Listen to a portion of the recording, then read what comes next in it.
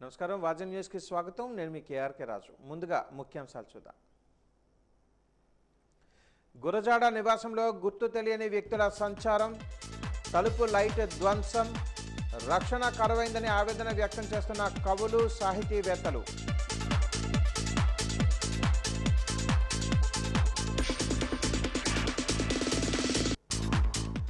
Endada ZP MPP పాఠశాలను ఆకస్మికంగా తనిఖీ చేసిన విశాఖ జిల్లా కలెక్టర్ హరేంద్ర ప్రసాద్ విద్యార్థుల సౌకర్యాలపై ఆరా తీసిన కలెక్టర్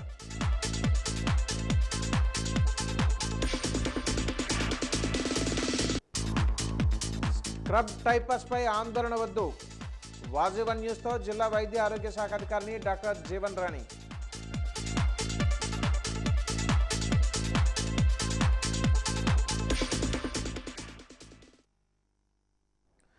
కాంగ్రెస్ పార్టీ ఆంధ్రప్రదేశ్లో బలోపేతం దిశగా అడుగులు వేస్తుందని ఏఐసీసీ పరిశీలకులు సునీల్ జి అహిరే తెలిపారు. కాంగ్రెస్ పార్టీ సంస్థాగత నిర్మాణ కార్యక్రమాలలో భాగంగా విశాఖలో విలేకరుల సమావేశాన్ని నిర్వహించారు. ఈ సందర్భంగా వారు మాట్లాడుతూ ఆంధ్రప్రదేశ్లో పార్టీ సంస్థాగత నిర్మాణ కార్యక్రమం చేపట్టడం జరుగుతుందని అన్నారు. గ్రామ స్థాయి నుంచి పార్టీకి సేవ చేసిన సీనియర్ నాయకులు కార్యకర్తలను ఈ మేరకు ప్రశంసించారు. కాంగ్రెస్ పార్టీ ఎక్కడా బలహీన పడలేదని త్వరితగతిన పురోత్తేజం పొందుతుందని అన్నారు. కాంగ్రెస్ పార్టీ అధికారంలోకి వచ్చి విశాఖలో బలమైన పార్టీగా ఎదగాలని స్టీల్ ప్లాంట్ను అదానీ పాలు కాకుండా కాపాడుకోవాలని అందుకు యువత ముందుండి కాంగ్రెస్ని నడిపించాలని పిలుపునిచ్చారు. जो पूरे भारत में अब चल रहा है संगठन सृजन अभियान चल रहा है, उसकी तहत उन्होंने सभी सीनियर नेताओं को हर डिस्ट्रिक्ट में भेजा है. मुझे ये डिस्ट्रिक्ट में एआईसीसी ने ऑब्जर्व करके भेजा है विशाखापट्टनम में. मैं यहाँ 8 दिन का प्रोग्राम बना के आया हूँ. 8 दिन मैं यहाँ पर बैठूँगा पीसीसी में और सभी कार्यकर्ताओं से मिलूँगा. सभी डिस्ट्रिक्ट के कार्यकर्ता, असेंबली के कार्यकर्ता, ब्लॉक के कार्यकर्ता, एनजीओज़ को मिलूँगा और आम आदमी लोग को भी सबको मिलूँगा और ज़िला में कांग्रेस को कैसे मजबूती दे सकते हैं इसके ऊपर विचार मंथन चल रहा है. अच्छे लोगों को आइडेंटिफाई करेंगे हम और इनको कांग्रेस पार्टी में शामिल करेंगे. मेरी अपील है सभी विशाखापट्टनम के लोगों से कि मैं यहाँ बैठा हूँ और मैं यहाँ 7 तारीख तक हूँ. आपसे रिक्वेस्ट करता हूँ कि आप लोग सब मुझे मिलिए और आपके जो सजेशंस रहेंगे वो दीजिए. कांग्रेस पार्टी को किस तरीके से मजबूत किया जा सकता है. ముఖ్యంగా ఏంటంటే ఇప్పుడు ఏదైతే డీసీసీకి ఎన్నిక జరుగుతుందో ఏ పార్టీ కూడా ఈ రోజు వరకు అలా జరగలేదు. మా కాంగ్రెస్ కూడా ఇదే మొదటిసారి ఇలాంటి డీసీసీ ఎన్నిక ఏదైతే జరుగుతుందో అందరూ కూడా మాకు అందరూ హ్యాపీ ఫీల్ అవుతున్నాం. ఎందుకంటే పబ్లిక్ నుంచి వచ్చిన ఇది జిల్లా ప్రెసిడెంట్ మాకైతే బాగుంటుందని కోరుకుంటున్నాం. ఇంకా అభివృద్ధి చెందుతూ అనుకుంటున్నాం. ఈ డీసీసీ ఎన్నిక వల్ల 29లో కంపల్సరీగా రాహుల్ గాంధీ గారు ప్రధానమంత్రి అవుతారని మేము నిశ్చయంగా ఉన్నాం. నవయుగ వైతాళికుడు మహాకవి గురజాడ అప్పారావు నివాసంలో గుర్తు తెలియని వ్యక్తులు బాత్రూమ్ తలుపును ఒక లైట్ను ధ్వంసం చేశారు. నిన్న రాత్రి ఈ ఘటన జరిగింది. ఆకతాయిలు పనిచేశారా లేక దొంగలు గురజాడ నివాసానికి వచ్చారా అన్న కోణంలో పోలీసులు విచారిస్తున్నారు. ఇలా జరగడం దురదృష్టకరమైన విషయం అయినప్పటికీ గతంలో కూడా పలుమార్లు ఈ విధంగానే జరిగింది.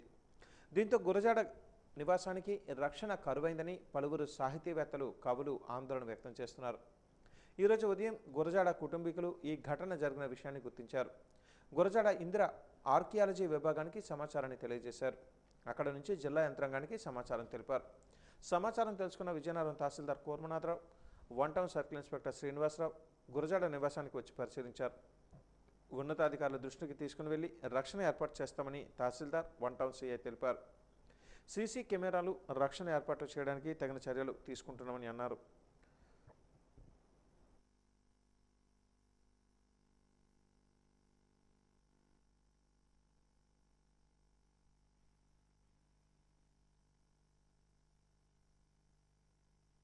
గురజాడ అప్పారావు గారి హౌస్ మా police station 1 town police station లిమిట్స్లో ఉంది. ఇక్కడ ఎంఆర్ఐ గారు నేను ఒక కేసు విషయం డిస్కషన్ అవుతుంటే దొంగతనం అయిందని చెప్పడంతో సార్ నేను కలిసి వచ్చాం ఇక్కడికి. అయితే ఇక్కడ ఈ హౌస్లో నైట్ వాచ్మెన్ ఉండట్లేదు, దట్ దొంగతనం ఏం జరగలేదు. వెనకాల కొంతమంది మిస్క్రీనియన్స్ పర్సన్స్ వెనక లైట్ని దీన్ని డ్యామేజ్ చేస్తున్నారు. వెనక బయట సైడ్ అంతా కూడా మిస్యూజ్ చేస్తున్నారు, ఎక్కువ టాయిలెట్స్ ఎక్కువ యూజ్ చేసేసి బాగా డిస్టర్బెన్స్గా ఉంది. అలాంటి పర్సన్స్ ఎవరో దీన్ని డిస్టర్బెన్స్ చేస్తున్నారు అనుకుంటున్నాం, లైటింగ్ ఆ ఏరియాలో కవర్ అవ్వకుండా ఉండాలని చెప్పేసి. అయినా కూడా మా పోలీస్ తరపున మేము పాయింట్ బుక్ అరేంజ్ చేసేసి సెక్యూరిటీ ఆస్పెక్ట్స్లో కూడా మేము బీట్స్ పెట్టి కవర్ చేసుకుంటాం, పాయింట్ బుక్స్ పెడతాం. అదేవిధంగా సీసీ కెమెరాలు కూడా అరేంజ్ చేయమని చెప్పేసి కన్సర్న్ అథారిటీస్ చెప్పాము. సీసీ కెమెరా అరేంజ్ చేసుకుంటే ప్రాబ్లమ్స్ ఇవి కూడా ఉండవు, ఎవరో ఏంటనేది ఐడెంటిఫై అవుతుంది. వాటి కూడా గైడ్ చేస్తే మేము కూడా దాని మీద లెటర్ పెట్టి మేము కూడా ఇలాంటి న్యూసెన్స్ జరగకుండా చూసుకుంటాం నెక్స్ట్ టైం. మాకు ఈరోజు 11:30కి ఈ గురజాడ అప్పారావు గారి ఇంట్లోని దొంగతనం జరిగిందని సమాచారం అందుకున్న వెంటనే నేను సిఐ గారితో కలిసి ఇక్కడ వచ్చి మొత్తం పరిశీలించడం జరిగింది. అయితే ఇక్కడ ఉన్నటువంటి పరిశీలనిస్తే, చుట్టుపక్కల ప్రదేశాలను పరిశీలిస్తే చుట్టూ లోన్లీగా ఉండడం వల్ల ఎవరో ఆకతాయిలు ఈ పని చేశారని అర్థమవుతుంది. అయితే ఇది గోడ దూకి వెనకాతల చాలా పెద్ద గోడ ఉంది, ఆ పెద్ద గోడని కూడా దాటి వచ్చి ఇక్కడ లోపల ఉన్నటువంటి పూలకుండీని కానీ లైట్లు కానీ పగలగొట్టారని మనం గుర్తించడం జరిగింది. అయితే దీనిపై సిఐ గారితో కూడా మాట్లాడి ప్రొటెక్షన్ చుట్టుపక్కల ఎటువంటి ఆకతాయిలు కూడా ప్రవేశించకుండా బీట్లను కూడా ఏర్పాటు చేస్తామని చెప్పారు. దీని మీద సత్వరమే చర్యలు తీసుకోవడం జరుగుతుంది. అదేవిధంగా ఈ సీసీ కెమెరాల ఏర్పాటుకు కూడా మేము పై అధికారులకి రాసి పర్మిషన్ కూడా తీసుకొని దీని మీద చర్యలు తీసుకోవడం కూడా జరుగుతుంది. ఆ సెక్యూరిటీ వర్క్ కూడా వీళ్ళకి మనం రాస్తామండి. ఈ సెక్యూరిటీ పరంగా ఎటువంటి చర్యలు తీసుకోవాలో, దానికి ప్రొవిజన్ ఏంటున్నది అనేది చూసి సెక్యూరిటీ పెట్టడానికి కూడా మనం ఇక్కడ పై అధికారులకి విన్నవించడం జరుగుతుంది. మహాకవి గురజాడ అప్పారావు నివాసంలో గుర్తు తెలియని ఆగంతకులు సంచరించి బాత్రూమ్ తలుపు లైట్ ధ్వంసం చేయడం చాలా విచారకరమని లోక్సత్తా పార్టీ రాష్ట్ర అధ్యక్షులు బీసెట్టి బాబ్జీ ఆవేదన వ్యక్తం చేశారు. గురజాడ ఇంట్లో ఆగంతకులు సంచరించిన విషయం తెలిసిన వెంటనే ఆయన గురజాడ నివాసానికి చేరుకొని ఘటన జరిగిన ప్రదేశాన్ని పరిశీలించారు. ఈ సందర్భంగా ఆయన మాట్లాడుతూ గురజాడ వారి ఇల్లు ప్రపంచానికి వారసత్వ సంపదని, గురజాడ నివాసాన్ని ప్రభుత్వం పరిరక్షించాల్సిన బాధ్యత ఉందని అన్నారు. సీసీ కెమెరాలు ఏర్పాటు చేయాలని, రాత్రి సమయంలో కూడా రక్షణ ఏర్పాట్లు చేయాలని సూచించారు. గురజాడ జయంతులు వర్ధంతి కార్యక్రమాలు చేసినప్పుడు మాత్రమే పాలకులు అధికారులు వస్తున్నారని చెప్పారు.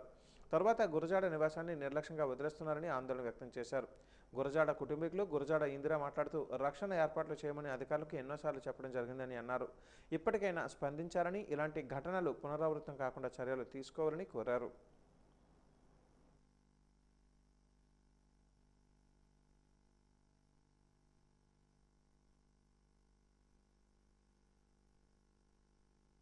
ఉదయం 9 గంటలకి మేము గురజాడ అప్పారావు గారి గృహానికి వస్తాం, సాయంత్రం 6:30 వరకు ఉంటాం. పొద్దున్నే మా పన్నమ్మాయి మేము అందరం వచ్చి చూసేసరికి వెనకనే ఒక చెప్పుల జత వదిలేసి తలుపులు తీసేసి ఉన్నాయి. సరే పైన ఏమైనా డ్యామేజ్ జరిగిందేమో అని పైకి వెంటనే చూడడానికి వెళ్ళి జరిగితే ఒక లైట్ ఉంచేసి జరగడం జరిగింది. తలుపులు కూడా కొంచెం లాగేసి ఉన్నట్టున్నాయి. నాకు వెంటనే భయం వేసి డిపార్ట్మెంట్ వాళ్ళకి నేను ఇన్ఫామ్ చేశాను, ఆర్కియాలజీ డిపార్ట్మెంట్ వాళ్ళకి. వాళ్ళు సరే చూద్దామండి మేము చెప్తామన్నారు. అలాగే ఊర్లో ఉన్న పెద్దలుగా కూడా కొంతమందికి చెప్పడం జరిగింది. అయితే దీనికి ప్రధాన కారణం నాకు తోచింది ఏంటంటే, పక్కన డంపింగ్ యార్డ్ అయిపోవడం వల్ల తీసుకొచ్చి అన్నీ పడేయడం వల్ల ఎత్తు అయిపోయాయి, గోడలు పెట్టగోడల కింద మారిపోయాయి. హైట్ చాలా హైట్లో 6 అడుగులు 7 అడుగులు 10 అడుగులు ఉన్న గోడలు కూడా పెట్టగోడలు అయిపోయి దాని నుంచి ఈజీగా వాళ్ళు బాత్రూమ్లు వాష్ చేసుకోవడానికి వస్తున్నారో లేకపోతే ఏ పర్పస్ మీద వస్తున్నారో మనకైతే తెలియదు. కానీ ఇది అప్పుడే 3వ అండి. మాకైతే భయంగానే ఉంటుంది, ఎందుకంటే ఆయన విలువైన జాతి సంపదని ఒకసారి కోల్పోతే మళ్ళీ మనం దాన్ని ఏమీ చేయలేము. ఇప్పుడు ఉన్నవన్నీ కూడా ఇక్కడే పొందుపరచడం జరిగింది. ఎప్పటి నుంచో మేము అర్జీలు పెట్టుకుంటున్నాం, వేదనలు పడుతున్నాం, అందరూ సహాయ సహకారాలతో ముందుకు తీసుకెళ్దాం అనుకుంటున్నాం. కానీ తరచుగా ఇలాంటి సంఘటనలు జరగడం వల్ల సర్లే ఎవరు దీని మీద ఏమీ గట్టిగా ప్రయత్నం చేయట్లేదు కదా అని, జరగరాని నష్టం కన్నా జరిగితే ఈ ఇంటికి కానీ ఆయన వస్తువులకు కానీ పూడ్చుకోలేం. కాబట్టి త్వరితగతిన ప్రభుత్వం వారు కానీ పెద్దలు కానీ దృష్టి పెట్టి దీనికి ఒక శాశ్వతమైన పరిష్కారం చూపాలని కుటుంబ సభ్యులుగా కోరుకుంటున్నాం. మరోసారి గురజాడ గారికి, గురజాడ ఇంటికి, గురజాడ సాహిత్యానికి తీరని అవమానం విజయనగరంలో జరిగింది. ఆగస్టు 12వ తారీఖున ఒక అగంతకుడు గురజాడ ఇంట్లోకి చొరబడి ఫ్యాన్లన్నీ ఎత్తుకొని గురజాడ సాహిత్యాన్ని చిందరవందర చేసింది మరొక మునిపే మళ్ళా నిన్న రాత్రి ఎవరో అగంతకుడు వచ్చి ఇక్కడ బాత్రూమ్ డోర్ లాగేసి లైట్లు ఏది బదలగొట్టి ఇక్కడ తలుపులయ్యి చిందరవందర చేశాడు. బాధేస్తూ ఉంది. చాలామంది పెద్దలు ప్రజాస్వామ్య వ్యవస్థను కాపాడాలని బయట ప్రసంగాలు ఇచ్చే నాయకులు ఎందుకు గురజాడ ఇంటిని పూర్తి స్థాయిలో పట్టించుకోలేకపోతున్నారు? గురజాడ ఇంటి చుట్టూ ఒక సీసీ కెమెరాలు పెడదామనే ఆలోచన ఎందుకు ఉండట్లేదు? ఇక్కడ కమిషనర్కి కానీ, జిల్లా కలెక్టర్కి కానీ, మంత్రికి కానీ, ఎమ్మెల్యేకి కానీ, లేకపోతే రాష్ట్రంలో ఉన్నటువంటి పెద్దలకు కానీ కేవలం గురజాడ జయంతిని, వర్ధంతిని రావడం, ఆ ఫోటోకు దండేయడం, దండం పెట్టడం తప్ప గురజాడ తాలూకా ఇచ్చిన సాహిత్యాన్ని డిజిటలైజ్ చేద్దామని కానీ, గురజాడ ఇంటిని ఒక గొప్ప అద్భుతమైనటువంటి కళా కేంద్రంగా తీర్చిదిద్దామని కానీ, గురజాడ సాహిత్యాన్ని భద్రపరుద్దామని కానీ ఎందుకు నిర్ణయం తీసుకోరు? ఈరోజు నిన్న కాక మొన్నే గురజాడ 110వ వర్ధంతి చేశాం, మొన్న 136వ జయంతి చేశాం. ఇన్ని చేస్తున్నా ఆయనకి ఎందుకు తీరని అవమానం జరుగుతుంది, అన్యాయం జరుగుతుంది? సాహితీవేత్తలను ఎందుకు ఇబ్బంది పెడుతున్నారు? కవులు కళాకారులను ఎందుకు విస్మరిస్తున్నారని రాష్ట్ర ప్రభుత్వాన్ని సూటిగా నేను ప్రశ్నిస్తున్నాను. దయచేసి పెద్దలు, జిల్లా కలెక్టర్ గారు కానీ, జిల్లా ఎస్పీ గారు కానీ, కమిషనర్ గారు కానీ వెంటనే తగిన చర్యలు తీసుకొని ఈ కాంపౌండ్ చుట్టూ కనీసం సీసీ కెమెరాలు పెట్టండి, లేదనుకుంటే ఇక్కడ భద్రత కల్పించండి. ఇది చాలా అవమానం, చాలా అన్యాయం. గురజాడ ఇంట్లో ఏదో దొంగలు పడ్డారనగానే ప్రపంచంలో ఉన్నటువంటి తెలుగు సాహిత్య అభిమానులు, గురజాడ అభిమానులు తీవ్ర మనోవేదనకు గురవుతున్నారు. దయచేసి గురజాడ తాలూకా సాహిత్యాన్ని, విలువైనటువంటి సంపదని కాపాడాలని లోక్సత్తా రాష్ట్ర అధ్యక్షుడిగా నేను కోరుతున్నాను. నర్సీపట్నం మున్సిపాలిటీ పరిధిలో శారదానగర్లో గల బేకరీలో మంగళవారం తెల్లవారుజామున అగ్ని ప్రమాదం చోటు చేసుకుంది. ఫైర్ సిబ్బందికి స్థానికులు సమాచారం అందించారు. ఘటనా స్థలానికి చేరుకున్న అగ్నిమాపక సిబ్బంది మంటలను అదుపు చేశారు. షార్ట్ సర్క్యూట్ కారణంగా ప్రమాదం జరిగినట్లుగా సమాచారం. బేకరీ పూర్తిగా దగ్ధం కావడంతో భారీగా ఆస్తి నష్టం జరిగిందని అంచనా. కేసు నమోదు చేసి పోలీసులు దర్యాప్తు చేపట్టారు.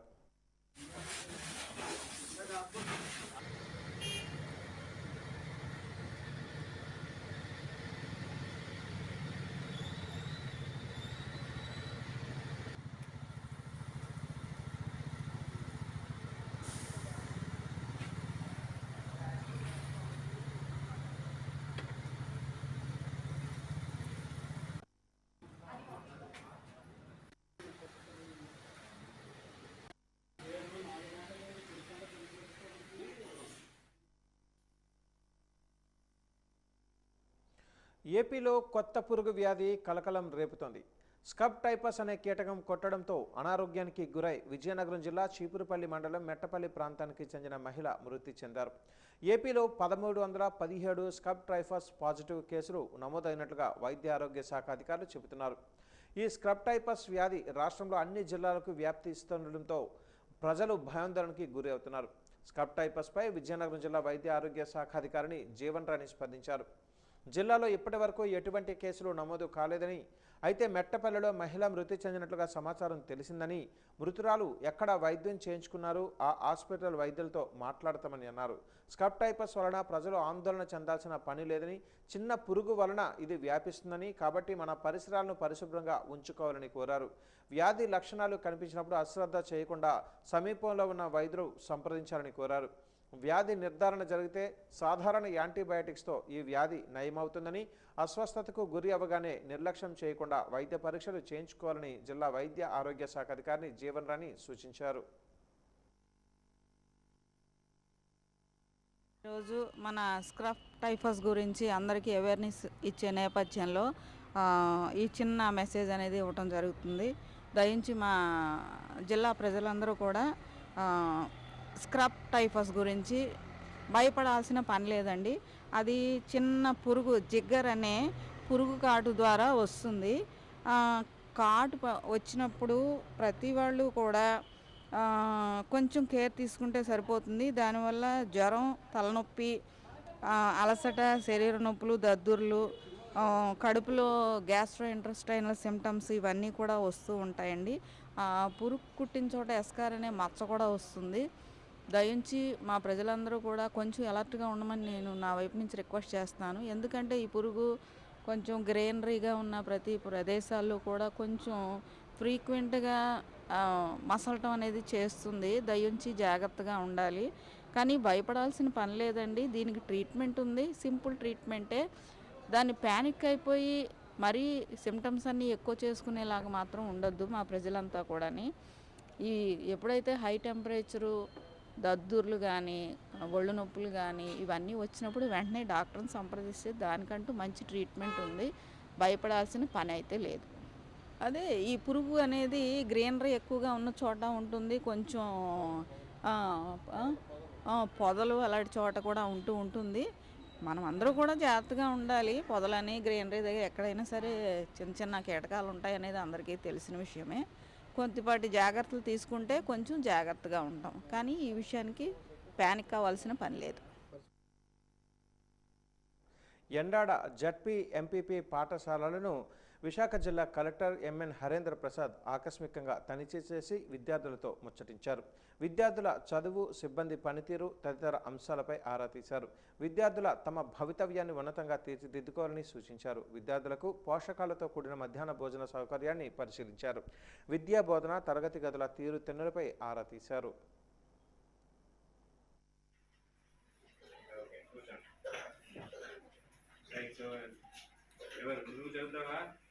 Okay, what will you read?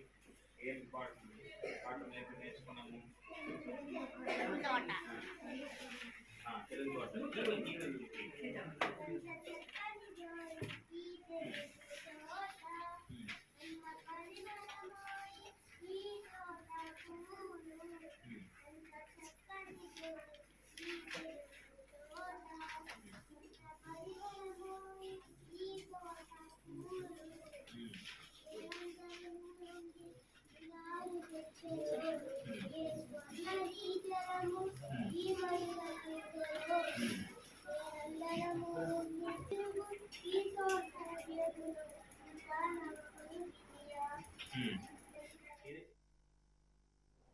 Christmas సందేశం right reverend doctor నవాహు Valluri.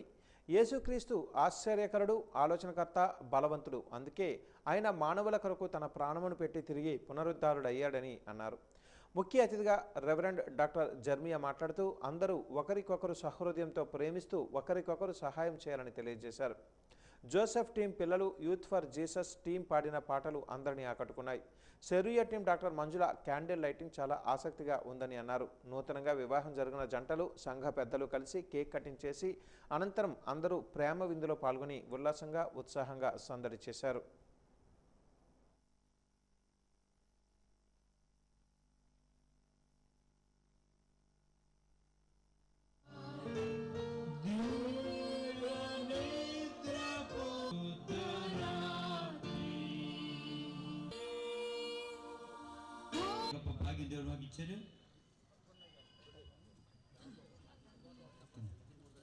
Young అంటే యూత్ ఆఫీసర్ గారికి వారి బొకేని అందించవలసిందిగా youth for Jesus. Shri Shri Shri Varaha Lakshmi Narasimhaswamy వారి దేవస్థానం సింహాచలంలో పంచమ దివ్య ప్రబంధకారులైన తిరుమంగై అల్వార్ వారి తిరునక్షత్ర ఉత్సవాలు 3వ రోజు అత్యంత వైభవంగా ఆధ్యాత్మిక శోభతో ఆలయ సహాయ కార్యనిర్వహణాధికారి తిరుమలేశ్వరరావు, పర్యవేక్షణాధికారి వెంకటేశ్వరరావు పర్యవేక్షణలో కన్నుల పండుగగా నిర్వహించబడ్డాయి. ఉత్సవాలలో భాగంగా ఉదయం శ్రీ గోవిందరాజ పెరుమాళ్ల వారిని దివ్యమైన అలంకరణతో ఆస్థాన మండపంలో వేయింపచేశారు. ఈ పవిత్ర ఘట్టానికి అనుగుణంగా ఇతర ఆల్వార్లను కూడా స్వామివారి సన్నిధిలో ప్రతిష్ఠించారు. ఈ ఉత్సవాలకు ముఖ్యమైన ఆకర్షణ శ్రీవారికి ఇష్టమైన నాలాయిర్ దివై ప్రబంధ పారాయణం. ఆలయ స్థానాచార్యులు మరియు నాలాయర్ల దివ్య ప్రబంధ అధ్యాపకులు శ్రీ గోవిందరాజ పెరుమాళ్ల వారి సన్నిధిలో ఆళ్వార్ల ఎదురుగా ఈ దివ్య ప్రబంధాన్ని భక్తి శ్రద్ధలతో పారాయణం చేశారు. శ్రీవారి సన్నిధిలో 3వ రోజు అత్యంత వైభవంగా నిర్వహించారు. ఈ ఉత్సవాల ద్వారా భక్తుల దివ్య ప్రబంధాలు మాధుర్యాన్ని, తిరుమంగై అల్వార్ల భక్తి మార్గాన్ని ఆస్వాదించే అద్భుత అవకాశం కలుగుతుందని ఆలయ స్థానాచార్యులు డాక్టర్ టిపి రాజగోపాల్ తెలియజేశారు.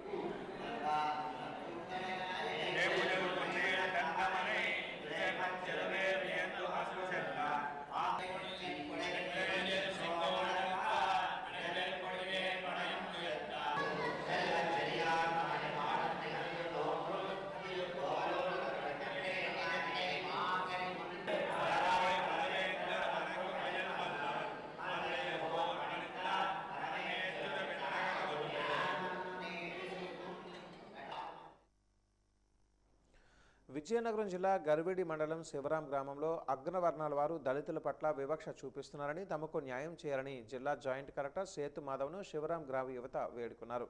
గత 3 ఏళ్లుగా మా గ్రామంలో ఉన్న డ్రైనేజీ వ్యవస్థ అస్తవ్యస్తంగా ఉందని, గ్రామంలో వాడుక నీరు, కాలువ ద్వారా వచ్చే మురుకు నీరును దళిత కాలనీకి తరలించే ప్రయత్నం చేస్తున్నారని, అదే విషయాన్ని గత గ్రీవెన్స్లో ఫిర్యాదు చేశామని, అయితే పంచాయతీ కార్యదర్శి అధికారులు స్పందించలేదని అన్నారు. దీంతో మళ్లీ దళితుల నివాసం ఉండే కాలనీ మీదుగా కాలువ నిర్మాణం కోసం ప్రయత్నిస్తూ ఉండడంతో మేము ఇబ్బందులు పడుతున్నామని, తమకు న్యాయం చేయాలని కోరారు.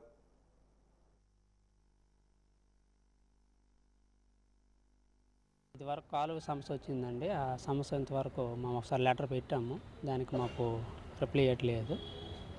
అయితే ఇంతకుముందు ఒక కాలువ పెట్టాము, అది మా ఈది మీదకే పెట్టారు. డంప్ యార్డ్ ఒకటే ఉంది, అంతా మేతకోలం కనుక ఎంత చెప్పినా వాళ్ళు పట్టించుకోవట్లేదు. దాని గురించి మరి సరే మీకు కలుద్దామని కలెక్టర్ గారితో చెప్దామని వచ్చామండి. లేట్ చేస్తున్నారంటే ఉన్న కాలువను కూడా అటే తిప్పుదామని ప్రయత్నం చేస్తున్నారు. మేము చాలాసార్లు చెప్పాము అటైతే వద్దండి, మేము చాలా ఇబ్బందులు పడుతున్నాం, చెత్తానమంతా వచ్చేస్తుంది, దోమలు కూడా వచ్చేస్తున్నాయి, దయచేసి ఈ వచ్చింది ఏదో వదిలేయండి, ఆ రాంది ఇంకా ఇటీవల మళ్ళీ తిప్పండి, పాత వెళ్ళిపోనియండి అని అడిగాము. వాళ్ళేమో లేదు అటే వెళ్ళాలి అన్నట్టు వాళ్ళు ప్రయత్నాలు చేస్తున్నారు అందరు కలిసి, మా గ్రామ నాయకులు. అయితే మేము వీలైనంత మట్టుగా అది మాకు వద్దని దయచేసి అటు కాస్త తిప్పుకుంటే బాగుంటుందని చెప్పడానికి వచ్చాము. పురం గ్రామంలో ఎస్సీ కమ్యూనిటీకి చెందిన వారము. అయితే మా గ్రామంలో ఉన్నటువంటి ప్రాబ్లాన్ని తెలియజేయడానికి ఇంతకుముందు ఒకసారి వచ్చి గ్రీవెన్స్లో కంప్లైంట్ పెట్టామండి. ఆ సమస్య ఏమంటే డ్రైనేజీ వ్యవస్థ అనేది మా ఊర్లో తీవ్రంగా ఉందండి, పేపర్లో కూడా రోజు వేస్తున్నారు. అయితే ఒకసారి 3 సంవత్సరాల క్రిందట ఒక కాలువని మా వీధులపైకే తిప్పారు. ఆ రోజు మీకు ఏం ప్రాబ్లం అవ్వదు, ఆ డ్రైనేజీ మీద పలకలు వేస్తాము, ఇక్కడ డంపింగ్ అవ్వదు అని చెప్పేసిన తర్వాత మోసం చేసే నాయకులు ఏం చేశారంటే ఆ కాలువని తిప్పేశారండి. సరేలే అన్నట్టు మేము అప్పటికి ఉన్నాము. కానీ ఇప్పుడు ఊరు మొత్తానికి ఉన్నటువంటి కాలువలను అయితే ఆ పొలాలకు వెళ్ళాల్సినటువంటి కాలువ నీరుని మొత్తం పొలాల రేట్లు పెరిగాయని చెప్పేసి మా వైపే మళ్ళేసడానికి ప్రయత్నం చేస్తున్నారు. ఆ విషయాన్నే గత కొన్ని రోజుల ముందుగా ఇక్కడికి తెలియజేయడం అయింది. అయితే మా గరివిడి మండలం నుంచి డిప్యూటీ ఎంపీడీఓ గారు, మా సెక్రటరీ గారు వచ్చారండి, ఏమీ పట్టించుకోలేదు. డంపింగ్ సిస్టమ్ అలాగే ఉంది. ఆ కాలువ ద్వారా చచ్చిపోయినటువంటి కుక్క పిల్లలను కూడా అలాగే పంపించేస్తున్నారు. చాలా అనారోగ్యంగా ఉంది.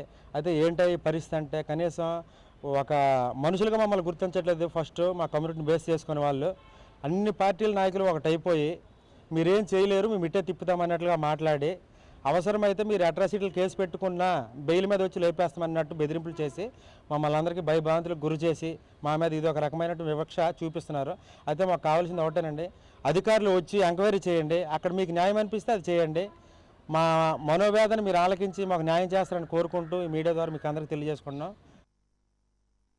ఆరోగ్యవంతమైన ఉత్తరాంధ్ర లక్ష్యంగా గృహ ఆధారిత వ్యవసాయ ఉత్పత్తులను ప్రోత్సహించడమే లక్ష్యంగా ప్రకృతి పంటల మేళాను నిర్వహిస్తున్నట్లుగా జాతీయ కార్యదర్శి జలగం కుమారస్వామి తెలిపారు. విశాఖలో ఏయూ ఇంజనీరింగ్ కళాశాల మైదానంలో నిర్వహించిన మీడియా సమావేశంలో ఆయన మాట్లాడారు. ఏయూ ఇంజనీరింగ్ కళాశాల గ్రౌండ్లో 3 రోజుల పాటు నిర్వహించిన ఈ మేళాను ఏపీ వ్యవసాయ శాఖ మంత్రి అచ్చెన్నాయుడు ముఖ్య అతిథిగా హాజరై ప్రారంభించినట్టుగా తెలిపారు. అలాగే 6వ తేదీన ఎంఎస్ఎంఈ శాఖ మంత్రి కొండపల్లి శ్రీనివాసరావు రానున్నట్లుగా తెలిపారు.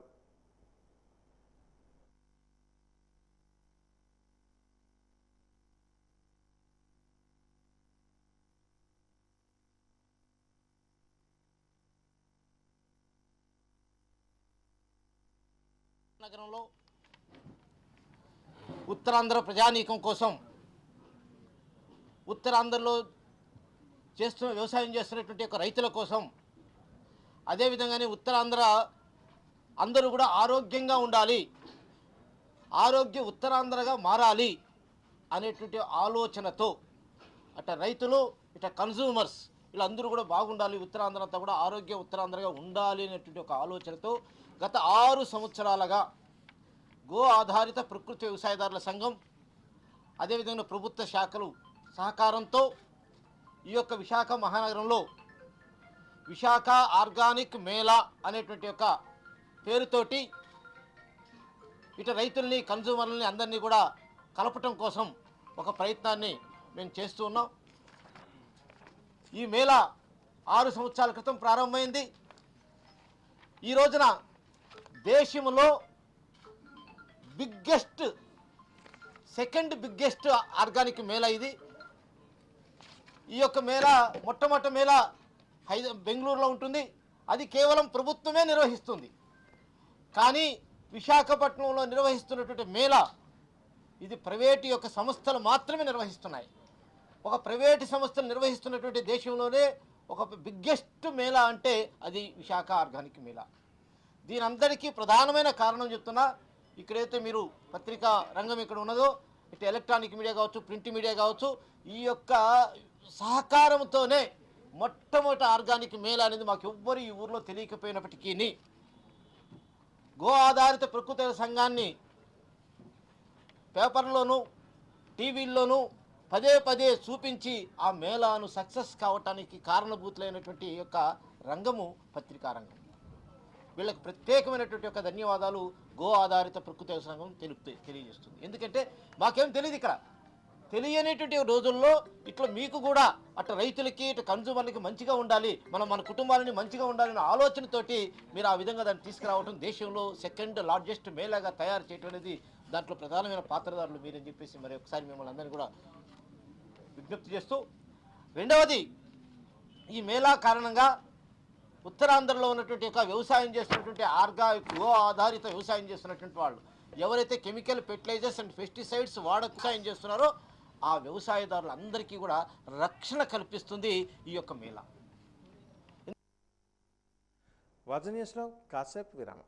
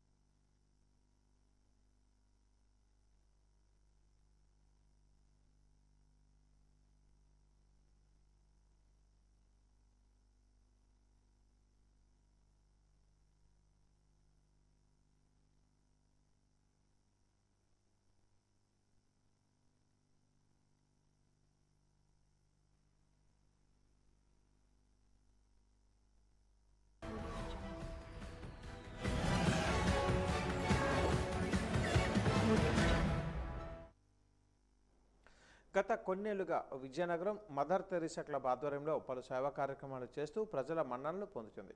ప్రతి ఏటా మహిళలకు ప్రత్యేక శిక్షణ ఇస్తూ వారికి చేయూతనందిస్తుంది మదర్ తెరీసా క్లబ్. అందులో భాగంగా ఈరోజు మహిళలకు కుట్టు మిషన్ శిక్షణ కార్యక్రమాన్ని ప్రారంభించారు.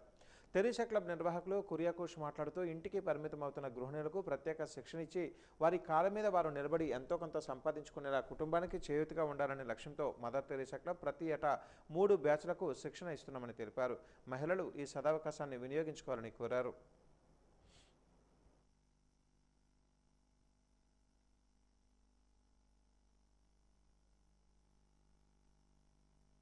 ఏ రోజు అయితే స్పాన్సర్ అంటే ఒక రోజు 250 వీక్స్ మనం 5,000 రూపాయలు తీసుకుంటాం. అంటే కేవలం 20 రూపాయలకి మనం ఈ భోజనాలు ఏర్పాటు చేయడం జరుగుతుంది. ఇప్పుడు 250 మనం ప్లేట్లు పెట్టడం జరిగింది ఒక వారం ముందు. 250 ఇప్పుడు అది 300 మంది తింటున్నారు ప్లేట్ పెట్టడం వలన.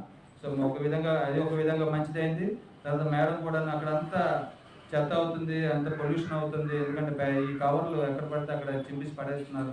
దీని గురించి కొంచెం ఆలోచించాలని చెప్తే ఇమీడియట్గా మేము కూడా ఒక 2 రోజుల్లోనే, ఈరోజు చెప్పాం, నెక్స్ట్ డే మేసం తీసుకొచ్చి అది బాగా చేయడం, ఇమీడియట్గా సామాన్లు కొండి నెక్స్ట్ డే ఇమీడియట్గా సోమవారం చెప్పాను, బుధవారం స్టార్ట్ చేశాను. సో ఆ విధంగా కోఆపరేట్ చేశారు. ఇప్పుడు మాకు ఒక టెన్షన్ కూడా ఉంది మేడం, అలాగే మీరు ఉన్నారు కాబట్టి, అంటే సంస్థలో అందరూ మీ పెద్దవాళ్ళు మీ చేతిలో ఉంటారు, మనకి ఎందుకంటే పేదవాళ్ళు వస్తారు భావం. ఇప్పుడు ఏదైనా వర్షం పడితే మేము అది బ్యాక్ టు సొసైటీ ప్రార్థించే పెద్దల కన్నా సాయం చేసే చేతులు కన్నా అని ఆ మహాతల్లి చెప్పి ప్రపంచానికి సెయింట్హుడ్ తీసుకున్నారు. సెయింట్, మీకు ఎంతమందికి ఆ సెయింట్హుడ్ గురించి తెలుసో నాకు తెలియదు, కానీ సెయింట్హుడ్ అనేది ఒక పరిశుద్ధురాలు, అంటే ప్రపంచంలో పుట్టిన వాళ్ళలో ఆవిడ పరిశుద్ధురాలు అనే ఒక కేటగిరీకి ఆవిడ తీసుకువెళ్ళబడ్డారు.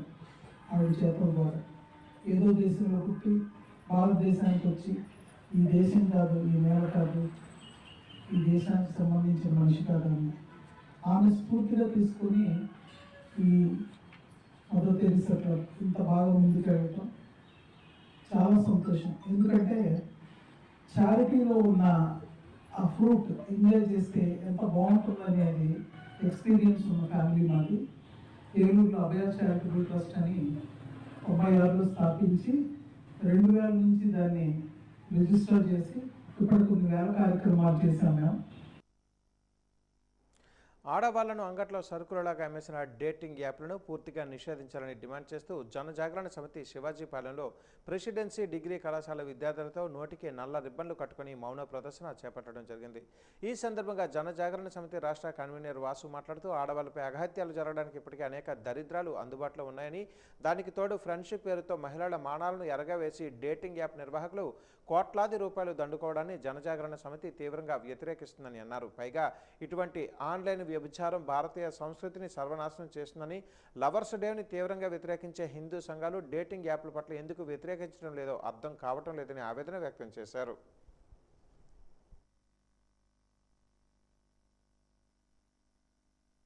చాలా రోజుల నుంచి సోషల్ మీడియాలో చాలా కొన్ని యాప్స్ డేటింగ్ యాప్స్ అని చెప్పేసి చాలా వస్తున్నాయి. ఇలాంటి యాప్స్ ఫ్రెండ్ యాప్ అని చెప్పి లేదా జోడీ యాప్ అని చెప్పి ఎక్సెట్రా ఎక్సెట్రా ఇలాంటి యాప్స్ అన్ని చాలా వరకు వస్తున్నాయి. ఇలాంటి యాప్స్ వల్ల ఏంటంటే అక్రమ సంబంధాలు అని చెప్పి లేదంటే ఫ్రెండ్షిప్ అని చెప్పి లవ్ అని చెప్పి చాలామందిని ట్రాప్ చేస్తున్నారు, బ్లాక్మెయిల్ చేసి డబ్బులు సంపాదిస్తున్నారు. ఇలాంటి యాప్స్ క్రియేట్ చేసిన సాఫ్ట్వేర్స్ ఏవైతే ఉన్నాయో వాళ్ళు కొన్ని వేల రెట్లలో డబ్బులు సంపాదిస్తున్నారు. అలానే బ్లాక్మెయిల్ చేసి సంపాదించిన వాళ్ళు చాలామంది ఉన్నారు. దీనివల్ల చాలా జీవితాలు కోల్పోతున్నాయి, యువత కూడా చెడిపోతుంది. పెద్ద లేదు చిన్న లేదు, ప్రతి ఒక్కరు అంటే వాళ్ళ జీవితాలని ఇంకా రోడ్ ఎక్కించేస్తున్నారు. అయితే ఇలాంటి యాప్స్ని మనం బ్యాన్ చేయాలి. గవర్నమెంట్ ఏదైతే ఉందో కూటమి ప్రభుత్వం, ఇప్పుడు ఐటీ శాఖ మంత్రి నారా లోకేష్ గారు వెంటనే స్పందించి ఇలాంటి యాప్స్ని బ్యాన్ చేయాలని చెప్పి నరేంద్ర మోడీ గారికి రిక్వెస్ట్గా లెటర్ పెట్టాలి. డేటింగ్ యాప్స్ అనేవి అసలు మనకు యూజ్ లేదు. ఎందుకంటే ఇలాంటి యాప్స్ మన కల్చరే కాదు. ఇలాంటి యాప్స్ని గవర్నమెంట్ బ్యాన్ చేయాలి. అసలు ఎవరైతే ఇలాంటి యాప్ క్రియేట్ చేస్తున్నారో వాళ్ళకి అసలు పర్మిషన్ కూడా ఇవ్వకూడదు. ఎందుకంటే దీనివల్ల మనకి యూజ్ అనేది ఏం లేదు, మొత్తం లాసే వస్తుంది కదా. ఎందుకంటే చాలామంది ఇలాంటి యాప్స్లో స్టూడెంట్స్ కానీ లేకపోతే బయట ఉన్న మనుషులు చాలామంది ఇలాంటి యాప్స్ అనేవి డౌన్లోడ్ చేసుకొని చాలా వరకు యాప్స్ యూజ్ చేయడం జరుగుతుంది. మహిళల పైన దాడులు జరగడానికి ఇప్పటికే అనేక దరిద్రాలు అందుబాటులో ఉన్నాయి. దీనితో పాటు ఫ్రెండ్షిప్ పేరుతోటి మహిళల మానాలను ఎరగా వేసి డేటింగ్ యాప్ల నిర్వాహకులు కోట్లాది రూపాయలు దండుకోవడాన్ని జనజాగరణ సమితి తీవ్రంగా వ్యతిరేకిస్తుంది. ఇంతేకాకుండా ఇటువంటి ఆన్లైన్ వ్యభిచారం భారతీయ సంస్కృతిని సర్వనాశనం చేస్తుంది. ఈ డేటింగ్ యాప్లను అనేక మంది సెలబ్రిటీలు ప్రమోషన్ చేస్తున్నారు, వాళ్ళపైన కేసులు పెట్టాలి. లవర్స్ డేను తీవ్రంగా వ్యతిరేకించే హిందూ సంఘాలు ఈ డేటింగ్ యాప్లను ఎందుకు వ్యతిరేకించడం లేదో అర్థం కావడం లేదు. కాబట్టి తక్షణమే ఐటీ శాఖ మంత్రి లోకేష్ గారు స్పందించి ఈ డేటింగ్ యాప్లను పూర్తిగా నిషేధించే విధంగా ప్రధాని నరేంద్ర మోడీ గారికి విన్నవించాలని జనజాగరణ సమితి డిమాండ్ చేస్తుంది. ఈ పార్లమెంట్ సమావేశాల్లోనే ఈ డేటింగ్ యాప్ల నిషేధ చట్టం తీసుకురావాలని జనజాగరణ సమితి కోరుతుంది. పార్వతీపురంలోని శ్రీ విద్యా సర్వమంగళ దేవీపీఠం ప్రాంగణంలో హైందవ సభ జరిగింది. ఈ కార్యక్రమంలో హైందవ నాయకులతో పాటు బీజేపీ జిల్లా అధ్యక్షులు ద్వారపిరెడ్డి శ్రీనివాస్, జిల్లా హైందవ సంఘం అధ్యక్షులు రవికుమార్ తదితరులు పాల్గొన్నారు.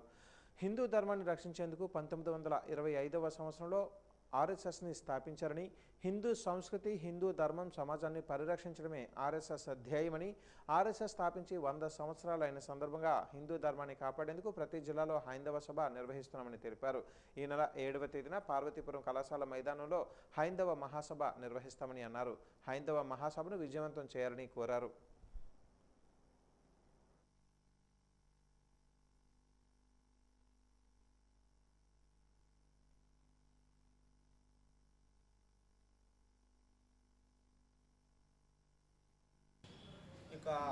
పార్వతీపురం జిల్లాలో అంగరంగ వైభవంగా అట్టహాసంగా హైందవ శంకారావము మన పార్వతీపురంలో ఏర్పాటు చేయడం అనేది, దానికోసము అందరూ హిందూ బంధువులందరూ కూడా పాల్గొనడం కోసము గ్రామానికి అన్ని మండలాలకి మొత్తం మన జిల్లాలో 52 ప్లేసులలో ఈ యొక్క కార్యక్రమం నిర్వహించాలని కోరుకుంటున్నాం. దాంట్లో ప్రత్యేకంగా మన జిల్లా కేంద్రంలో ఒక భారీ స్థాయిలో ఏర్పాటు చేయడం అనేది, దానికోసం మన పార్వతీపురం టౌన్లో 30 వార్డులలో కూడా విస్తృతంగా అన్ని దేవాలయాల్లో ఈ యొక్క విషయాన్ని అందరికీ తెలియచేయడము, వాళ్ళందరినీ కూడా ఈ యొక్క హైందవ శంకారావాన్ని తీసుకురావడం కోసము, దీన్ని విజయవంతం చేయడం కోసము ప్రయత్నం చేస్తున్నాం.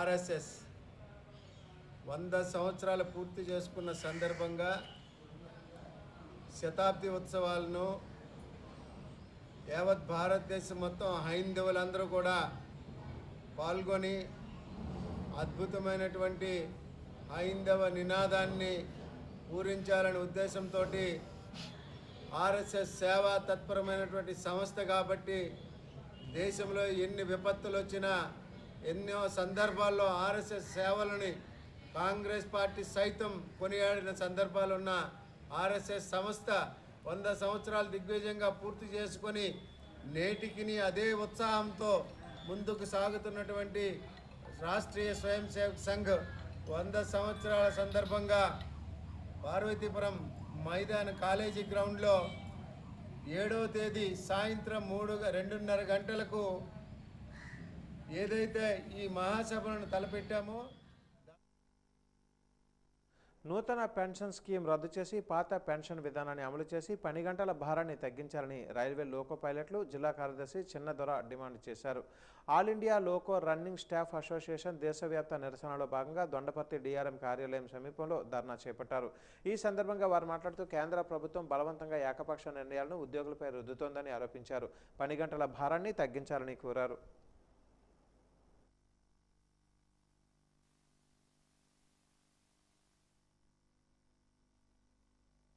మా కేంద్ర నాయకత్వం సిడబ్ల్యూసి డెసిషన్ అనుసారం ఈరోజు దేశవ్యాప్తంగా ఉన్న క్రూ లాబీలు అన్నిటి ముందు, అలాగే డిఆర్ఎం ఆఫీస్ ముందు ఈరోజు ఇది నిర్వహించడం జరుగుతుంది.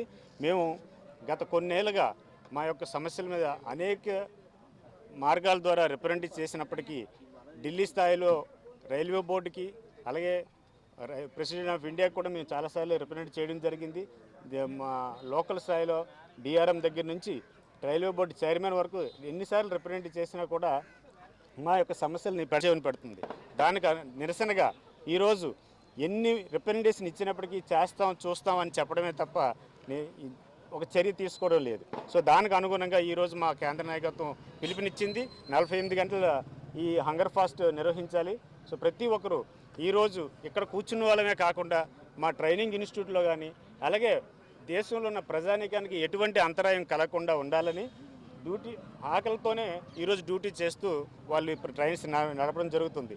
సో ఇది మా యొక్క దేశ భద్రత దృష్ట్యా మేము ఎటువంటి ఆటంకం కలిగకుండా ఒక శాంతిపూర్వకంగా ఈ 48 గంటల హంగర్ ఫాస్ట్ అనేది నిర్వహిస్తాం. ఆల్ ఇండియా ఎల్ఆర్ఎస్ఏ లోకోలో పనిచేసేటువంటి మొత్తం రైల్వే డ్రైవర్లు సిబ్బంది 48 గంటల ధర్నా దేశవ్యాప్తంగా జరుగుతుంది. ఈరోజు ఉదయం 10 గంటల నుంచి ప్రారంభమైంది. ఎల్లుండి ఉదయం 10 గంటల దాకా జరుగుతుంది, 48 గంటలు. దీని యొక్క ప్రధానమైనటువంటి లక్ష్యం ఈరోజు ఎల్ఆర్ఎస్ఏ రైల్వే రవాణా కార్మికుల యొక్క సమస్యలు రోజు రోజుకి తీవ్రం అవుతున్నాయి. పని గంటలు అనేటువంటిది వారు 8 గంటల పని విధానం కోసం 74లోనే దేశవ్యాప్తమైన 18 రోజుల సమ్మె చేశారు. మొత్తం అంతా కూడా రైళ్లు స్తంభించి చేసేటువంటి పోరాటం చేశారు. అప్పటి నుంచి ఇప్పటి వరకు కూడా కొనసాగుతూనే ఉంది. కానీ 8 గంటలు అనేది రాలా. ప్రపంచం అంతా 8 గంటల పని విధానం ఉంది, కానీ రైల్వేలో ఈ రోజుకి కూడా అది అమలు అనేటువంటిది కావడం లేదు. అవి కాకపోగా కొత్తగా వచ్చినటువంటి ఆధునికమైన రైళ్లు అది బయలుదేరితే చివరిదాకా 12 గంటలు 16 గంటలు వెళ్ళాలి. అక్కడ మళ్ళా విశ్రాంతి అని ఏదో ఉంటుంది. అక్కడేమి రెస్ట్ రూమ్లు, సరైన సౌకర్యాలు, ఆహారం ఏమి ఉండదు. మళ్ళీ 16 గంటలు 24 గంటలు ప్రయాణం చేయాలి. ఆ రకంగా సిబ్బంది యొక్క సమస్యలు రోజు రోజుకి పెరుగుతున్నాయి తప్ప తగ్గడం లేదు. అందుకని దీనికి నిరసన తెలియజేస్తూ ఈ ధర్నా నిర్వహించడం జరుగుతుంది. అయితే ఇది ఎందుకు జరుగుతుంది? ప్రభుత్వం ఆ మాత్రం చేయలేదా? ఉదాహరణకు రిక్రూట్మెంట్ చేయాలి. ఎందుకు జరగడం లేదనంటే సిబ్బంది ఉంటే సరిపోతుంది. మనుషులు లేరని చెబుతున్నారు. మనుషులు ఉంటే అలాగే ప్రమాదాలు జరుగుతున్నాయి. ఎందుకనంటే ట్రైనింగ్ లేనటువంటి పైలట్లను పంపిస్తున్నారు. వాళ్ళకి ట్రైనింగ్ ఇవ్వకుండా, ఎందుకంటే ట్రైనింగ్ పూర్తయ్యేలోపు వాళ్ళకి అయ్యేదాకా కూడా వాళ్ళకి అవకాశం లేదు. ఈలోపే అర్జెంట్ అని పంపించేస్తారు. ట్రైనింగ్ కూడా పూర్తి అవ్వడం వల్ల అందువల్ల ప్రమాదాలు జరగడానికి. ఉత్తరాంధ్ర కల్పవల్లి పైడితల్లి అమ్మవారి బాలాలయంలో అమ్మవారిని దర్శించుకోవడానికి భక్తులు బారులు తీరారు. మార్గశిర మాసం 2వ మంగళవారం రోజున అమ్మవారిని మల్లెపూలతో ప్రత్యేకంగా అలంకరణ చేశారు. ఈ సందర్భంగా ఆలయ పూజారి బంటుపల్లి వెంకట్రావు మాట్లాడుతూ భక్తులకు ఎలాంటి అసౌకర్యం లేకుండా అన్ని రకాల ఏర్పాట్లు చేశామని అన్నారు. పైడితల్లి అమ్మవారి ఆశీస్సులు ప్రజలందరికీ ఉండాలని ఆకాంక్షించారు. ప్రత్యేక పూజలు, క్షీరాభిషేకాలు నిర్వహించడం జరిగిందన్నారు.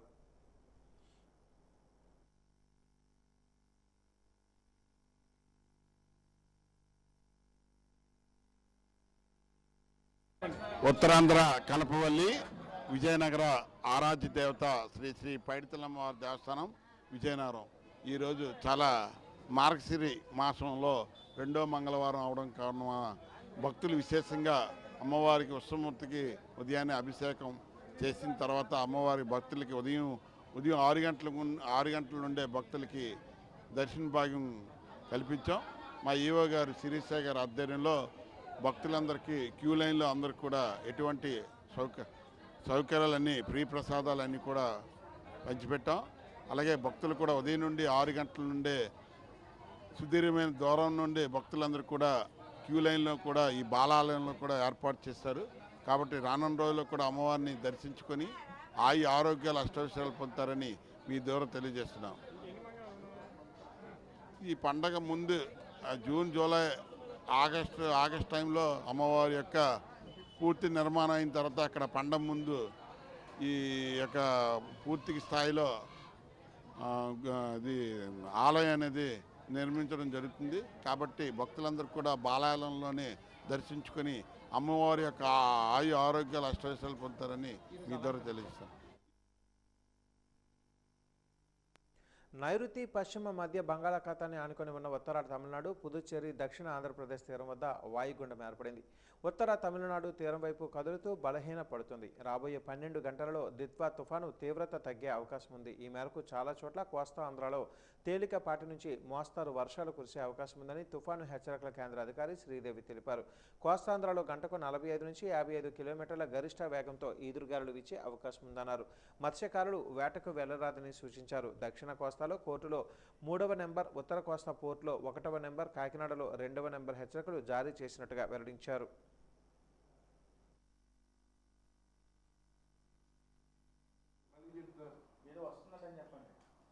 వాయుగుండము పశ్చిమ మధ్య బంగాళాఖాతము మరియు దాన్ని ఆనుకొని ఉన్న నైరుతి బంగాళాఖాతము ఉత్తర తమిళనాడు, పుదుచ్చేరి, దక్షిణ ఆంధ్రప్రదేశ్ తీరాల్లో గడిచిన 6 గంటల్లో గంటకు 3 కిలోమీటర్ల వేగంతో దాని యొక్క దిశ రికర్వ్ అయ్యి నైరుతి దిశగా కదిలి ఈరోజు పొద్దున్న 5:30 గంటలకు నైరుతి బంగాళాఖాతము, దాన్ని ఆనుకొని ఉన్న పశ్చిమ మధ్య బంగాళాఖాతము ఉత్తర తమిళనాడు, పుదుచ్చేరి, దక్షిణ ఆంధ్రప్రదేశ్ తీరాల దగ్గర వాయుగుండంగా బలహీనపడింది.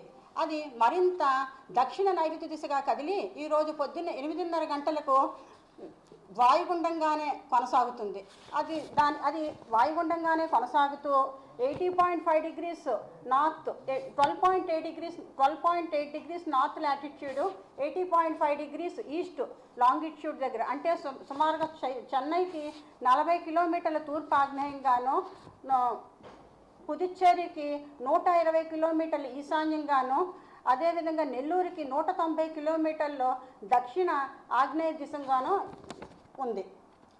దీని యొక్క ప్రభావం వలన ఈరోజు ముఖ్యంగా దక్షిణ కోస్తా ఆంధ్రప్రదేశ్లో చూసుకున్నట్లయితే అనేక ప్రాంతాల్లోని తేలికపాటి నుంచి ఒక మోస్తారు వర్షపాతాలు పడతాయి. రేపు ఎల్లుండి క్రమేపీ దాని యొక్క ఇంటెన్సిటీ తగ్గి కొన్ని ప్రాంతాల్లోని తేలికపాటి నుంచి ఒక మోస్తారు వర్షపాతాలు దక్షిణ కోస్తా ఆంధ్రప్రదేశ్లో పడతాయి. అదే ఉత్తర కోస్తా ఆంధ్రప్రదేశ్ విషయానికి వచ్చినట్లయితే ఈరోజు తేలికపాటి నుంచి ఒక మోస్తారు వర్షపాతం కొన్ని ప్రాంతాల్లోనూ, రేపు ఎల్లుండి ఒకటి రెండు కొన్ని చోట్ల తేలికపాటి నుంచి ఒక మోస్తారు వర్షపాతం పడే అవకాశం కనబడుతుంది. హెవీ రైన్ఫాల్ విషయానికి వచ్చినట్లయితే ఈరోజు భారీ వర్షపాతాలు నెల్లూరు, తిరుపతి, ముఖ్యంగా నెల్లూరు, తిరుపతి జిల్లాల్లో భారీ వర్షపాతాలు పడే అవకాశం కనబడుతుంది. ఇక గాలుల విషయానికి వచ్చినట్లయితే దక్షిణ కోస్తా ఆంధ్రప్రదేశ్లోని తీరం వెంబడి, తీరం ఆవల కూడా గంటకి 45 నుంచి 55 కిలోమీటర్లు, గరిష్టంగా 65 కిలోమీటర్ల వేగం వరకు ఈరోజు సాయంత్రం వరకు గాలులు ఉంటాయి. ఈరోజు సాయంత్రం నుంచి క్రమేపీ గాలుల యొక్క వేగం తగ్గుతూ గంటకు 35 నుంచి 45 కిలోమీటర్లు, గరిష్టంగా 55 కిలోమీటర్ల వరకు దక్షిణ కోస్తా ఆంధ్రప్రదేశ్ తీరం ఆవల ఉంటాయి. అదే ఉత్తర కోస్తా ఆంధ్రప్రదేశ్కి చూసుకున్నట్లయితే ఈరోజు గాలులు గంటకు 35 నుంచి 45 కిలోమీటర్లు, గరిష్టంగా 55 కిలోమీటర్ల వేగం వరకు తీరం వెంబడి, తీరం ఆవల ఉత్తర కోస్తా ఆంధ్రప్రదేశ్లో కూడా కనబడడం వల్ల మత్స్యకారులకు వేటకు వెళ్లరాదని హెచ్చరించడం జరిగింది. ఈ విధంగా గాలుల యొక్క ప్రభావము, ఈ వాతావరణ పరిస్థితులు ఈ విధంగా ఉండడం వల్ల ముఖ్యంగా పోర్ట్లు అన్ని ఓడరేవుల్లోనూ, అంటే ఈ సౌత్ కోస్టల్ ఆంధ్రప్రదేశ్లో ఉన్న ఓడరేవులు ముఖ్యంగా కృష్ణపట్నము, నిజాంపట్నము, మచిలీపట్నము ఓడరేవుల్లోని 3వ నంబర్ ప్రమాద హెచ్చరికను కొనసాగిస్తున్నాం. అదేవిధంగా ఉత్తర కోస్తా ఆంధ్రప్రదేశ్లో చూసుకున్నట్లయితే ఈ విశాఖపట్నంలోని 1వ నంబర్ DC1 అంటే distant cautionary signal number 1 continue చేస్తున్నాం. అదేవిధంగా కాకినాడ, గంగవరం చూసుకున్నట్లయితే DC1తో పాటు సెక్షన్ సిగ్నల్ 2 and 4 కూడా ఇష్యూ చేశాం. ఈ నెల 4వ తేదీన జరగనున్న జిల్లా సమీక్షా సమావేశానికి అధికారులంతా సమగ్రమైన వివరాలతో హాజరు కావాలని జిల్లా కలెక్టర్ రామసుందర్రెడ్డి ఆదేశించారు. ఈ సమావేశాన్ని సమర్థవంతంగా నిర్వహించేందుకు వీలుగా జాయింట్ కలెక్టర్ సేతుమాధవంతో కలిసి ఆయన ఈరోజు కలెక్టరేట్ సమావేశ మందిరంలో వివిధ శాఖల జిల్లా అధికారులతో ముందస్తుగా ప్రిలిమినరీ సమావేశాన్ని నిర్వహించారు. జిల్లాలోని సంక్షేమ పథకాలు, అభివృద్ధి కార్యక్రమాల అమలు తీరుపై సమీక్షకు అవసరమైన పూర్తి సమాచారాన్ని సిద్ధం చేయాలని సూచించారు. ముఖ్యంగా గత సమావేశానికి సంబంధించిన యాక్షన్ టికెన్ రిపోర్టుపై ప్రధానంగా చర్చించారు. తీసుకున్న చర్యలపై ఆరా తీశారు. కలెక్టర్ రామసుందర్రెడ్డి మాట్లాడుతూ సమీక్షా సమావేశంలో ప్రధానంగా ప్రభుత్వ ప్రాధాన్యత పథకాలు, అభివృద్ధి కార్యక్రమాల పురోగతిపై వివరంగా చర్చ జరిగే అవకాశం ఉందని తెలిపారు. దీనికి అనుగుణంగా అధికారులు ఆయా పథకాలకు సంబంధించిన డేటా, ఇప్పటివరకు సాధించిన లక్ష్యాలు మరియు పెండింగ్లో ఉన్న పనుల వివరాలను సిద్ధం చేసుకోవాలని ఆదేశించారు. జిల్లా సమీక్షా సమావేశంలో నివేదికలు కేవలం సంఖ్యాపరంగా కాకుండా పథకాల అమలులో క్షేత్రస్థాయి ప్రభావం ఎలా ఉంటుందో తెలియజేయాలని సూచించారు. ఏ శాఖ అధికారి అడిగినా వెంటనే నివేదిక పారదర్శకంగా, వివరంగా సమర్పించేందుకు సిద్ధంగా ఉండాలని నొక్కి చెప్పారు.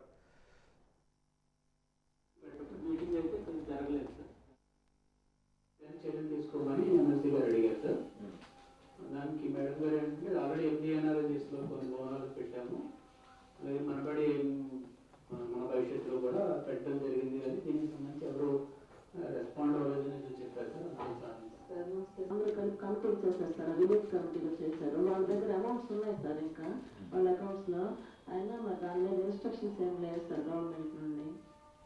అమౌంట్స్ ఉన్నాయి, తీసుకోవాలన్నా లేదా అని లేవా? అది లేదు సార్, మనకి పాత గవర్నమెంట్లో వచ్చింది సార్. అని సార్ అంటే అప్పుడు నాడు నేడనే కాకుండా అది కాకుండా సార్. సో దీంట్లో డబ్బులు ఉన్నాయి కానీ ఖర్చు పెట్టడానికి ఇన్స్ట్రక్షన్స్ లేవు. లేదు సార్. అంటే ముందుగానే మనతో డిస్కస్ చేసి అనౌన్స్ చేయమన్నాం. So they are doing for this season sir. So ఈ FRB ప్రైసెస్ కూడా వాళ్ళకి తెలియజేశాం సార్. బట్ ప్రొడక్షన్ అయితే తగ్గింది సార్ లాస్ట్ టైం కంటే. And what company has told us, sir, minimum 3 lakhs metric ton వాళ్ళకి incoming ఉంటేనే we can able to go for the production, or else we will not open అని చెప్పారు sir. ఈసారి మేము convince చేసి 3 lakhs వస్తుంది మీకు, లాగో చేయని చెప్పి కన్విన్స్ చేశాం. రిపోర్ట్స్ ఇంకా కొన్ని చోట్ల still they have to complete the actions. 3 months అయినా కూడా that's why we are putting this 3 months time. 3 months తర్వాత ఎవ్రీ 3 months కి ఇస్తున్నాము. Action to be taken within the first month of the DRC. So delay చేయకండి. Mostly awareness creating and specific కాకుండా general issues చాలా ఉన్నాయి.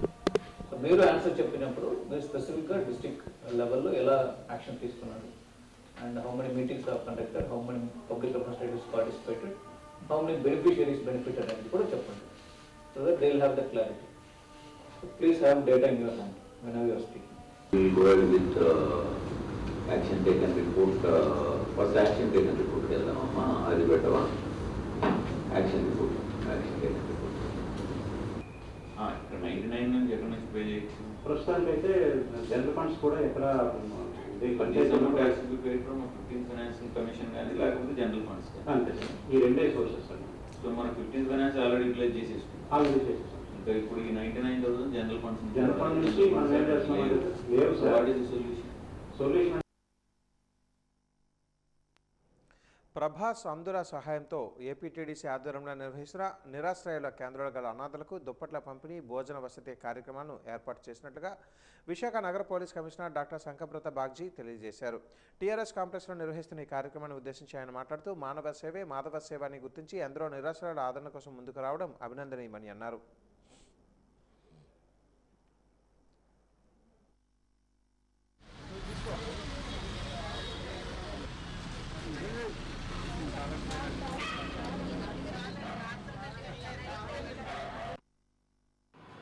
Blanket, towel, మంచినీళ్ళు, biscuit, తర్వాత రాత్రి భోజనం ఇవ్వడం జరుగుతుంది. ఆల్రెడీ నేను కూడా కొందరికి ఇచ్చాను. మాధవ్ సేవ మానవ సేవే మాధవ సేవ అని ఈ మాటలో నమ్ముకొని ఆయన ప్రవాసంలో ఉన్నా కూడా వైజాగ్లో ఉన్న షెల్టర్లో నివసిస్తున్న హోమ్లెస్ లేడీస్ కోసం ఇటువంటి గొప్ప ఇనిషియేటివ్ తీసుకోవడం చాలా సంతోషం. మేమందరం అప్రిషియేట్ చేస్తున్నాం. ఆయనకు ధన్యవాదాలు, కృతజ్ఞతలు, పాదాభివందనలు తెలియజేస్తున్నాం. ఆయన్ని చూసి ఇంకా 10 మంది వచ్చి ఇలాగే పేదల కోసం, షెల్టర్లెస్, హోమ్లెస్ ఎవరెవరు ఉన్నాడు వాళ్ళ కోసం ఇలాగే హెల్ప్ చేయాలి, సాయం చేయాలని మేము అందరికీ రిక్వెస్ట్ చేస్తున్నాం. ఇటువంటి ఆ కార్యక్రమం ఆయన ప్రతి సంవత్సరం చేస్తారని విన్నాము. ఆయనకు మరొకసారి మా వైజాగ్ సిటీ తరపున ధన్యవాదాలు. నెల్లూరులో ప్రజానాట్య మండలి నాయకుడు యువకుడు పెంచలయ్యను గంజాయి మూకలు దాడి చేసి హత్య చేశారని, ఎవరైతే పెంచలయ్యను హత్య చేశారో వారందరినీ శిక్షించాలని సిపిఎం జిల్లా పార్టీ కమిటీ సభ్యులు పి రమణమ్మ డిమాండ్ చేశారు. పెంచలయ్య కుటుంబానికి న్యాయం జరగాలని, ఇటువంటి దాడులు పునరావృతం కాకుండా చూడాలని, రాష్ట్రంలో గంజాయి మాఫియాను అరికట్టాలని డిమాండ్ చేశారు. నగరంలోని రామకృష్ణనగర్ సిపిఎం పార్టీ ఆధ్వర్యంలో నిరసన కార్యక్రమాన్ని నిర్వహించారు. ఈ సందర్భంగా ఆమె మాట్లాడుతూ గంజాయి, డ్రగ్స్, మత్తు పదార్థాలు వ్యాపారం చేస్తూ దాడులకు పాల్పడుతున్నారో వారిని అరికట్టేందుకు రాష్ట్ర ప్రభుత్వం, పోలీసు శాఖ గట్టిగా నిఘా వ్యవస్థను ఏర్పాటు చేయాలని డిమాండ్ చేశారు. జిల్లాలో సిపిఎం కార్యకర్త, అలాగే ప్రజానాట్య మండలి కళాకారుడు, రాష్ట్ర నాయకుడు పెంచలయ్య గారు గంజాయి మూకల దాడికి బలైపోయారు. కామాక్షి అనే ఒక మహిళని పెట్టుకొని గంజాయి స్మగ్లింగ్ వ్యాపారం చేయిస్తున్నటువంటి వెనకున్న వారు ఎవరో ఈ రాష్ట్ర ప్రభుత్వం వారిని ఏరి పట్టుకోవాలని చెప్పేసి పెంచలయ్య గారిని ఎవరైతే హత్య చేశారో 14 మంది పేర్లుంటే 7గురిని అరెస్ట్ చేసింది ఈ ప్రభుత్వం. మిగతా 7గురు ఎక్కడున్నారు? కామాక్షిని కూడా అదుపులోకి తీసుకున్నారు. మిగతా 7గురిని కూడా అదుపులోకి తీసుకోవాలి. ఏదైతే ఈరోజు గంజాయికి బలైపోతున్న ఈ రాష్ట్ర యువతని ఈ ప్రభుత్వం రక్షించాలి, గంజాయి నుంచి బయట పెట్టాలి. గంజాయి స్మగ్లింగ్ పెద్ద ఎత్తున జరగడానికి కారణం ఈ రాష్ట్ర ప్రభుత్వం విఫలమని చెప్పేసి సిపిఎం పార్టీ మీడియా ద్వారాగా ఖండిస్తూ ఉన్నది. ఈరోజు పెంచలయ్య ఒక్కలే కాకుండా అటువంటి యువత ఎంతోమంది గంజాయికి బలైపోతున్నారు.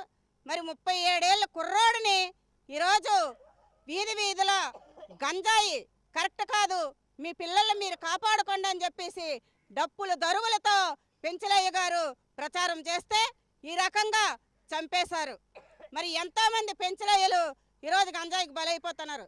గతంలో ఉన్న ప్రభుత్వం ప్రతిరోజు గంజాయి మీద దాడి చేసేది. తెలుగుదేశం ప్రభుత్వం వచ్చిన తర్వాత విచ్చలవిడిగా గంజాయి వ్యాపారం జరుగుతూ ఉంది. దీనికి కారణం ఈ రాష్ట్ర ప్రభుత్వం అని చెప్పేసి సిపిఎం పార్టీ హెచ్చరిక చేస్తూ ఉన్నది. తక్షణమే వారి మీద చర్యలు తీసుకొని ఈరోజు తల్లి కొడుకుని నష్టపోయింది, భార్య భర్తను నష్టపోయింది, వాళ్ళ పిల్లల తండ్రిని కోల్పోయారు.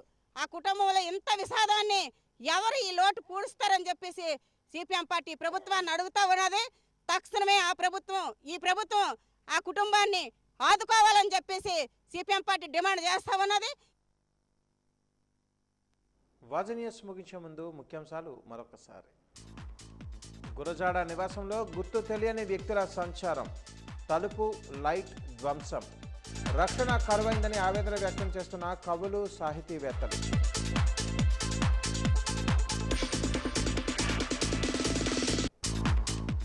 ఎండాడ జడ్పీ ఎంపీపీ పాఠశాలలను ఆకస్మికంగా తనిఖీ చేసిన విశాఖ జిల్లా కలెక్టర్ హరేంద్ర ప్రసాద్.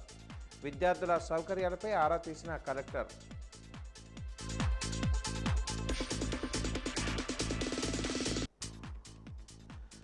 స్కబ్ టైఫస్పై ఆందోళన చెందవద్దు. వాజీవన్ న్యూస్తో జిల్లా వైద్య ఆరోగ్య శాఖ అధికారిని డాక్టర్ జీవన్ రాణి.